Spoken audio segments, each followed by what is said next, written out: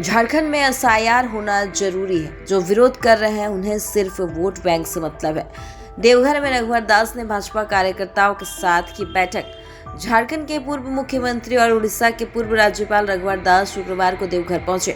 देवघर में बाबा मंदिर में पूजा अर्चना करने के बाद दुमका के बासुकीनाथ मंदिर में पूजा अर्चना की और पूजा अर्चना करने के बाद वो वापस देवघर लौटे और देवघर के सोनाराय ठाड़ी प्रखंड के कुल्हरिया गांव में स्थानीय कार्यकर्ताओं से मुलाकात की।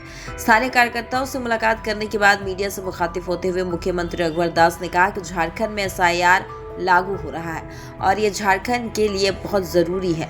जो लोग इसका विरोध कर रहे हैं वो वतन परस्ती, उन्हें सिर्फ अपने वोट बैंक से मतलब है। वहीं उन्होंने रामनवमी में डीजे पर लगाए बैन को लेकर मुख्यमंत्री हेमंत सोरेन पर निशाना साधते हुए कहा कि जो सदन में रहकर हिंदू देवी देवताओं के खिलाफ अनगल बयान देते हैं वो अपनी राजनीति करने के लिए रामनवमी जैसे महापर्व में ऐसे तुगलकी की बयान का समर्थन करते हैं। सर, अप्रैल से एसआईआर लागू होने जा रहा है, सर क्या कहना है? झारखंड की जनता इसका स्वागत करता है क्योंकि इस गहन मतदाता पुनरीक्षण एसआईआर से सही मतदाताओं जो भारत का नागरिक है उनका मतदाता सूची में नाम, सही व्यक्तियों का नाम है। इसके लिए गहन मतदाता पुनरीक्षण देश के अभी 12 राज्यों में चल रहा है। झारखंड में भी 1 अप्रैल से मतदाता गहन पुनरीक्षण ताकि कोई एक ऐसा मतदाता जो भारत का नागरिक नहीं हो वो छूटे।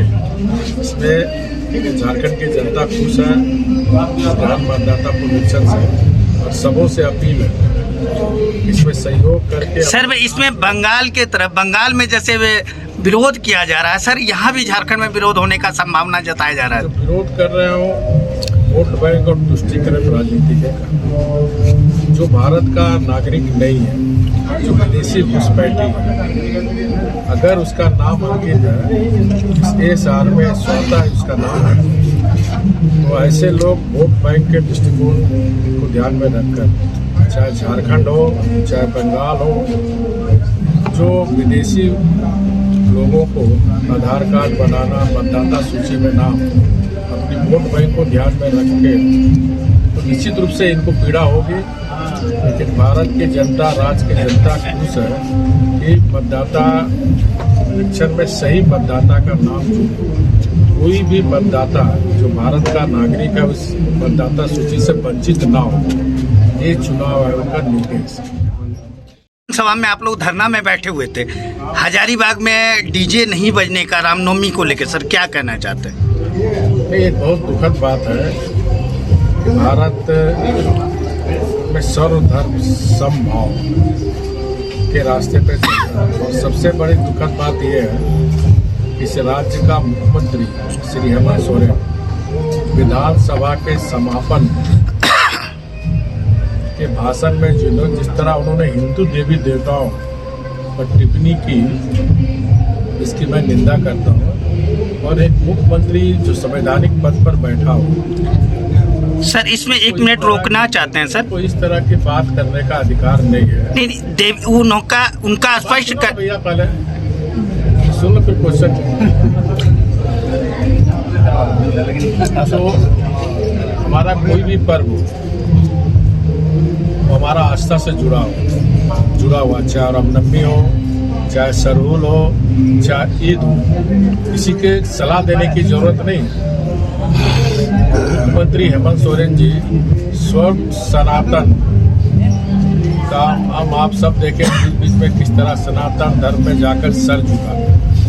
तो मुख्यमंत्री जी को इस तरह के बयान देकर सांप्रदायिक सौहार्द ना बिगड़े, इससे परहेज करना चाहिए।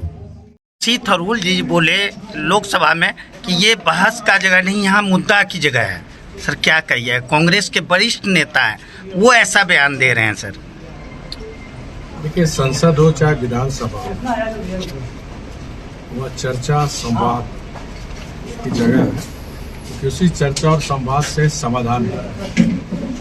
इसलिए ऐसे नेताओं को इतना तो ज्ञान रहना चाहिए जो भारत का संविधान, पार्लियामेंट या राज्य में जो विधानसभा स्थापित हुई उसमें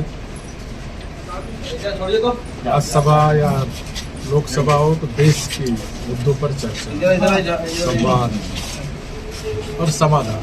उसी तरह राज्य में विधानसभा में राज्य भर की समस्या की चर्चा होगा, फिर उसी चर्चा से मंथन होकर फिर एक समाधान का रास्ता निकलता है। यही लोकतंत्र की मूल परिभाषा है। जो लोकतंत्र की दुहाई देते हैं, लोकतंत्र जो वाक्य है, जो सबक से